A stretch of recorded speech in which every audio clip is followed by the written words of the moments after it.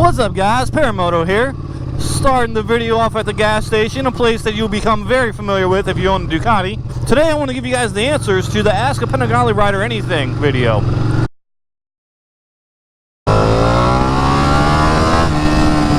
Ooh, she's angry. So our first question comes from Standalone Rider. Standalone Rider asked, would I ever consider a super naked? What situation would I have to be in to consider that? And what brand or model would I get? So, Standalone Rider, thank you. I would totally consider a super naked someday.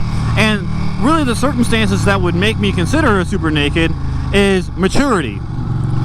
So, the older I get, the more I appreciate more things, right? So, it used to be in my life, like in my early 20s, like if it's not a sport bike, then it's fucking not for me.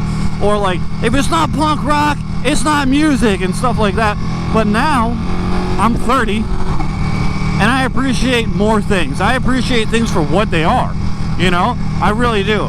I really appreciate just about everything as having its own positives and negatives and its own high points and low points and everything like that.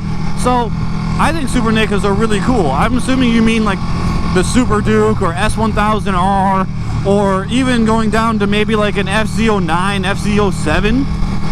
Those are badass bikes. I really like those. Even an MT10. I really appreciate those bikes for what they do for you. They have plenty of power and performance, and they're comfortable. My next bike, after the DRZ, very well could be an S1000R or an FZ07 or FZ09. I really like those bikes. I think they have fantastic things to offer you. Yeah, so would I consider a fucking super naked? Absolutely. It's going a little bit beyond what your question was. So my perfect garage would be a super naked, DRZ 400, and this bike. And I would take the PANIGALE 959 and I'd probably make it like a weekend rider or only good weather only rider. You know, like I'd basically leave it up on stands for like 6 months out of the year, take the insurance off it for those 6 months, mod it, work on it, and then use the FZ07 or whatever I decide to make my super naked choice, whatever my super naked bike of choice is, and take that bike and just ride the piss out of it. So Cameron Sims, I hope I'm pronouncing that right, Cameron Sims is asking, where am I located? Earth. I'm just kidding, man. To be more precise, I'm located in Raleigh, North Carolina. I moved from Raleigh, North Carolina from Cleveland, Ohio in 2014. It has shown to be a fantastic choice so far. But yeah, I am located in Raleigh, North Carolina, in the county of Wake, which is in the southeastern United States, which is part of the United States of America, which is in the western hemisphere of the world, located on the planet Earth, which is in the Milky Way galaxy, which is part of the universe. To be absolutely 100% as specific as possible. So Storn, first of all, thank you for the congratulations on 600 subscribers. Storn asks, is it okay to get my license, my motorcycle license, at 16 years old? And if so, what bike would I recommend? I would say it's absolutely okay to get your license at 16 years old. And I would just preface this as saying, be fucking careful, man. If I would have had a bike when I was 16, dude, I probably would be dead. But we're all our own people. And honestly, as long as you're mature enough to handle the responsibility, I say go for it. As far as which bike to get, that entirely depends on your riding experience. If you're 16, you're going to be parking in a high school parking lot. You know, it's going to be liable to get hit and damaged. I would highly suggest a used Ninja 300 or a used Ninja 250. Something used and something with small CC displacement. You will not regret the small CC displacement. It will help you out learning. It will help you out a ton learning. And it's just generally a really fun bike. It's a really fun platform. I would 100% say it's totally cool for you to get your motorcycle license. Be careful and get something like a used Ninja 300. You can pick up a used Ninja 300 for usually pretty cheap. So if you have your own job, you should be able to save up enough to get your own. So thank you, Storn. So next question comes from One Stop Gamer. One Stop Gamer asks two questions actually.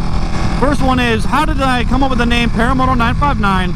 And the second one is, would I ever consider having local meetups? I guess I'll answer the second one first because it's probably like the most direct answer. And would I do mini meetups here? Absolutely would. Absolutely would. I'd probably have to just advise that I'm a chill rider and I'm not out here, you know, I'm not out here going 120 and 45 or anything. So if you wanted to be chill and you wanted to come ride and just go out and have fun, I would absolutely do mini meetups. And then back to the first question, which actually takes a little bit longer to answer. How did I come up with the name Paramoto 959? If you guys aren't aware, there's a thing called paramotoring. Really cool. It's basically you put a giant propeller on your back and you sail basically with the parachute. So paramotor. But the paramoto came from the fact that I'm a paramedic. I'm still certified. I'm no longer working as a paramedic. I moved on to a different line of work. But I was working paramedic for about 7 years. I worked as a paramedic on like third service, like ambulance only things. I've worked as a firefighter paramedic. I've done a little bit of everything. I've worked private, I've worked public, I've worked 911. I was 911 for primarily most of my career as a paramedic. I was the sole paramedic on a firefighter or on a fire department which ran its own EMS for a while. So like for a while there, I was like, if you call 911, I was the only paramedic that would respond. It wasn't a bad job, but you get no respect and the pay kind of sucks. And there's really no career ladder whatsoever. So I left for what I thought was greener pastures about 2 years ago. It's been better, but I got a lot of work to do to get back up to where I was pay-wise. But that's where my name comes from. The fact that I'm a paramedic and I love motorcycles. And it kind of meant a little bit more too, because paramedic means, if you actually break down paramedic in medical lingo, it means medicine that's by your side. And I kind of wanted to be like, you know, the motovlogger that's by your side, you know, somebody that is here to answer your questions. That's why I've always cultivated this this air of, you can ask me anything, I'll respond to every comment, is because I wanted to be paramoto, like the person that's out here, you know, being by your side when it comes down to questions about motorcycle stuff. So that's where the name actually originally comes from. Oh, that sounds so good. So our next question comes from Christian McBailey. Christian McBailey asks, what other bikes was I considering before I chose the 959? And did I ever consider a Panigale V4? So that question right there actually is a great question. Back when I got this bike, I was actually kind of teetering between, do I still love riding? Do I need to go to something else? I was actually either considering getting out of motorcycles, getting a cruiser, or getting a leader bike. I honestly decided to keep riding, as you can see. I test rode multiple Harleys. I was also thinking about a 636. And then it got to the point where I was just like, you know what? I had a CBR 600 at the time, and I could not, I mean, it was sacrilegious to honestly trade in a sport bike for a Harley. Like, who does that? Yeah, so I basically, through process of elimination, got to the 959 because I wanted something sporty, something totally new, something different. I always wanted to try out a 1000cc-ish bike before I moved on to any other type of bike whatsoever. So the 959 hit all of the qualifications that I wanted. As far as did I consider the V4? No, and no for a couple of different reasons. The V4 did not fit my budget at all, and neither did this bike. This bike did not fit my budget either. This was actually a very stupid financial decision, but a very awesome decision when it came to, you know, getting my riding, you know, my motivation to ride back. Like, I'm back at it. I love riding again because of this bike. But the V4 didn't come into play for several reasons: price and availability. It wasn't really what I wanted. Price-wise, I mean, you're talking about over $20,000 for any of those bikes. They weren't available, to be honest with you. When I was actually out with this bike, they weren't available at all. Like, I don't even think my dealer had one at the time. Like, they were just starting to come in, they were just starting to become a thing, so they weren't really available. And honestly, they're just too beastly, I think, for the streets. So no, the V4 was not on the list, but it is an awesome bike. If you have the means to afford a Panigale V4, I'm sure you're going to get a fantastic motorcycle out of it. So our next set of questions comes from Outside the Wire Vet. Outside the Wire Vet is an awesome dude. Me and him have actually chatted off of YouTube a couple of different times. He's fucking cool as fuck, and he's got 3 questions.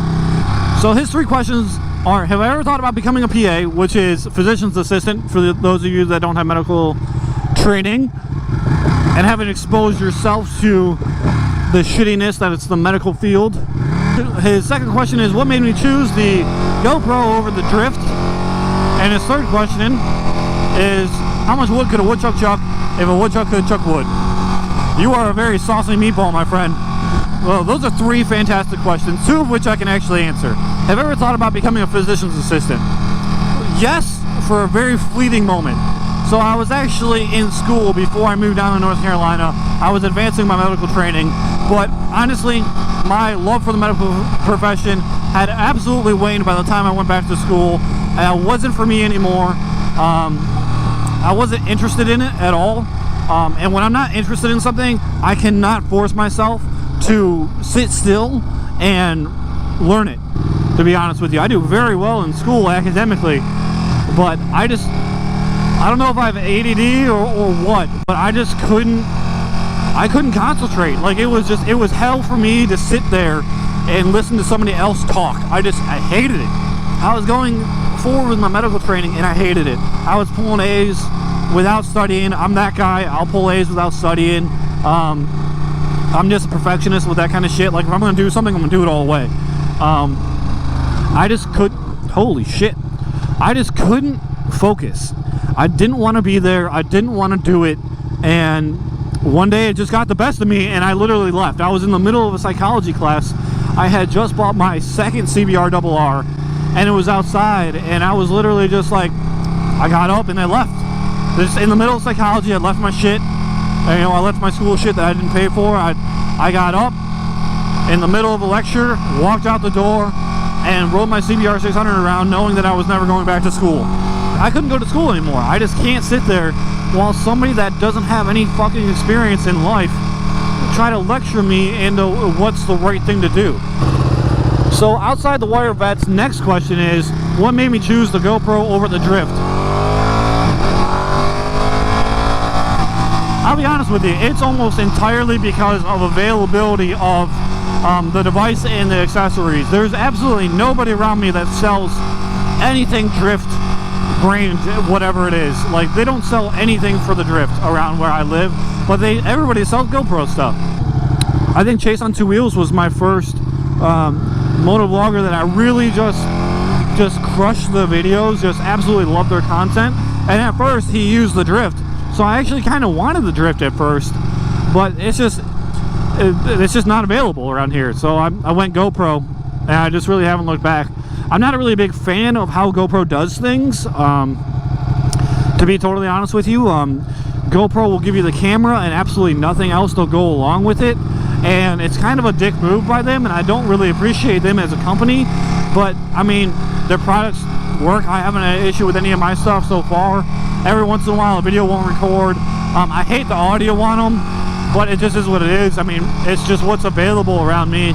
It's the same reason why I love Glock and I love 9mm. There's something to say about parts availability and, being able to, easily obtain stuff and whatnot. That just makes having a Glock having GoPro just basically the only way to really go when it comes down to action cams. I know Sony also has their own action cams and stuff, but again, there's nobody that sells the Sony stuff around me either. So it's either GoPro or nothing. Our last comment comes by somebody named something Flashback Kills. I'm sorry, but your name is very hard to pronounce. And he says, hi. What up? So guys, that's it for the Ask a Panigale Rider Anything series. If you have any more questions, please leave them down below. I'll totally still answer your questions. I love answering questions about stuff. I hope I answered everybody satisfactory and didn't leave anybody with any doubts in their mind why they like this channel.